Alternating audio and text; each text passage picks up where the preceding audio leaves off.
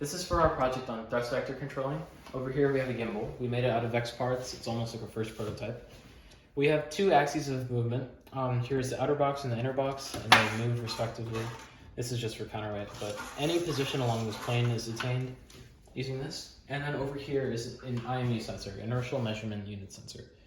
And essentially the end goal is that we have an IMU sensor on a rocket and a rocket engine on the gimbal, and it'll respond respectively to what the feedback from this is saying to keep the rocket upright.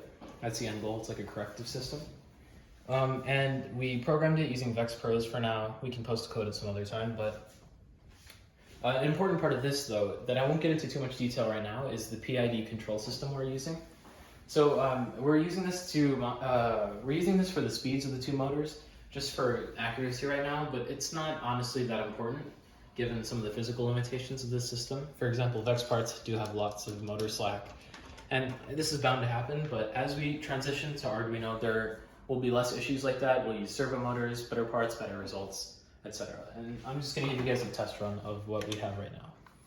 So before I start the program, I need to maintain this at it's like origin platform almost. It's origin orientation at 0, 0 for calibration purposes.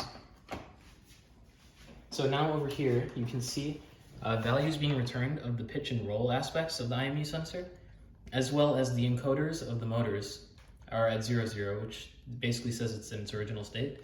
These 6 constants are the ones being used for the PID system. IKP, IKD, IKI are for the inner box, and then the bottom 3 are respectively for the outer box.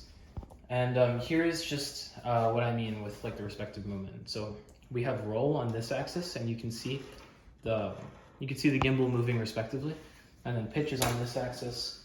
You can see there's a lot of slack, but the functioning is there, and we just made this as like a first prototype, proof of concept thing, but it's working pretty well. There are a few tweaks, a few more things we want to do with it, but we plan to transition to Arduino soon and invest in a better next version.